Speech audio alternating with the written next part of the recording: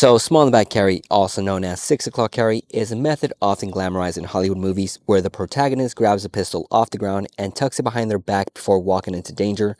Now, while it may be commonly seen on films, in real life, it's actually kind of rare to find people who still carry in this position, and that's because of several concerns that have led many people to advise against carrying in this position, even when you have a proper holster specifically designed for it. But despite the criticisms this carry position gets, I wanted to test it out for myself, so I spent some time carrying and training in the 6 o'clock position to get a first-hand feel and go through the pros and cons I personally experienced while carrying.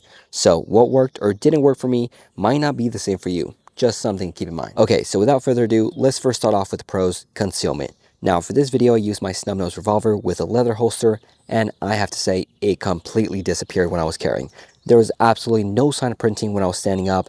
The compact size of the revolver paired with a slim profile holster made it extremely easy to conceal back there. But beyond just being concealed, there's another great factor to carrying in this position, and it's the discretion. When carrying in small in the back, most people wouldn't even think to look back there, especially during face-to-face interactions, since it would be naturally tucked away out of sight, making it much less likely anyone will notice you're armed, which is a huge advantage when it comes to the next pro, having a low-profile access to your firearm. This can really work in your favor when you're encountering a potential threat. For example, say in a situation where things are starting to escalate and you want to be ready, you could potentially use one hand to distract or create distance between you and the threat while slowly and discreetly reaching for your firearm behind your back. That way, you're ready in case the situation turns hostile and you need to draw your weapon to defend yourself without brandishing or signaling your intentions too early.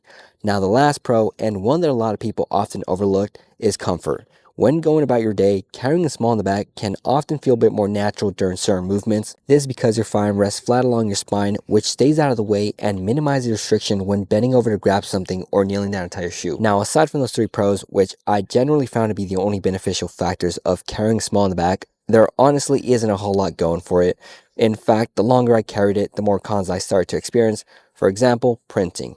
Now, while carrying a small in the back can keep your gun well hidden, it can also do the exact opposite. Depending on what you're wearing or even just how you move, the outline of your firearm can become pretty noticeable, especially when bending forward, creating this awkward looking bulge which sticks out of your lower back, completely giving away that you're carrying. I tried wearing a hoodie, and while it definitely helps smooth things out a bit, you can still see a little something sticking out, just enough to raise suspicion. Next up is discomfort. Now, while there really isn't a lot of restriction to movement and it's generally comfortable to carry when standing, the comfort quickly goes away the moment you sit down and the gun starts to press into your spine, which can make something like long drives or extended sitting a really painful experience. Now, while we're talking about sitting, let's talk about accessibility. While seated, things can get a bit tricky because at first I was able to draw my firearm fairly quickly while seated in my vehicle, but the more I practiced, the more I realized it's often more of a challenge because reaching behind your back while you're seated when your shirt is covering your gun requires lifting the fabric and maneuvering awkwardly to gain access to your firearm. Now, on the other hand, there's another serious scenario like in a situation where you're knocked on your back with a threat on top of you.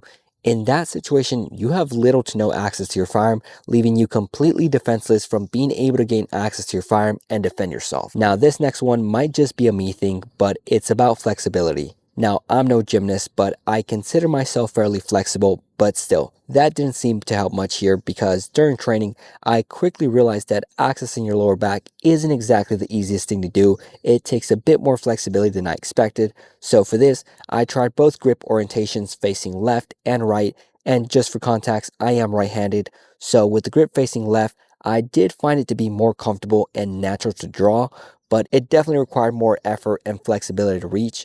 On the other hand, when the grip is facing right, it is a bit easier to reach, but the grip itself is uncomfortable because you have to twist your wrist in an unnatural way to get a proper grip on your pistol. Now, one of the biggest drawbacks to small in the back that I experienced was definitely the speed. Now, I did manage a few times to get a quick and pretty decent draw, but keep in mind that's when everything went well and I got a perfect draw, which may not always be the case, especially under pressure, because let's be real, reaching behind your back isn't a natural or fast motion thing. It requires a lot more shoulder flexibility and coordination, and on top of that, there's a problem with clothing since it can easily get in the way when drawing. The chances of it getting caught on the grip when drawing in a high stress environment I found to be fairly high. Then there's the safety aspect of carrying small in the back. Now, while I believe it can be safe in certain circumstances to carry back there, especially using a proper holster that fully covers your trigger guard, it can still become pretty dangerous when drawing because of the risk of accidentally flying yourself during the process. This is especially true if you haven't taken the time to train.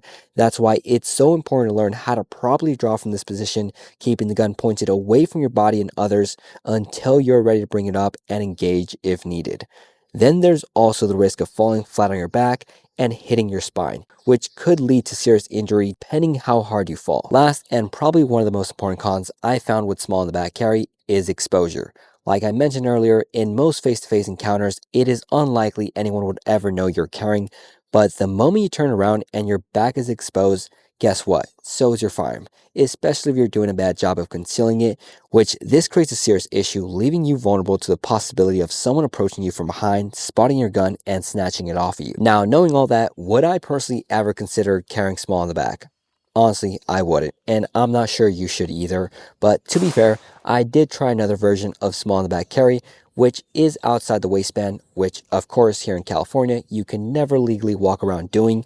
I did whatsoever give it a shot out here, and I gotta say, something about carrying this way just makes you feel like you own the place. It just feels so badass. But that said, it really doesn't come with many advantages. Sure, it's fairly comfortable to carry, and in the rare case where someone doesn't see your firearm, it might also allow for something like a discreet draw.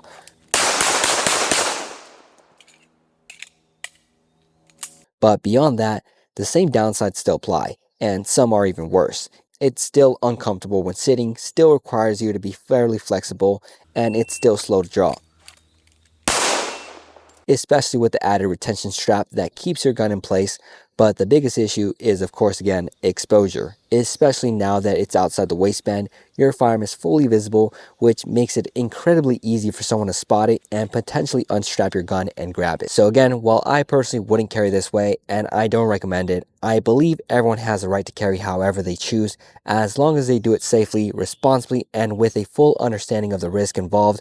I don't see a problem with it. So that's all I gotta say. Hope you guys enjoyed today's video. If you did, make sure to like, subscribe. Also, if you're interested in seeing some CCW drills, make sure to check out my Instagram at ShadowTheWicked. Also, if you want to get in contact with me, that's a great place. But other than that, hope you guys have a good weekend. Stay safe and God bless.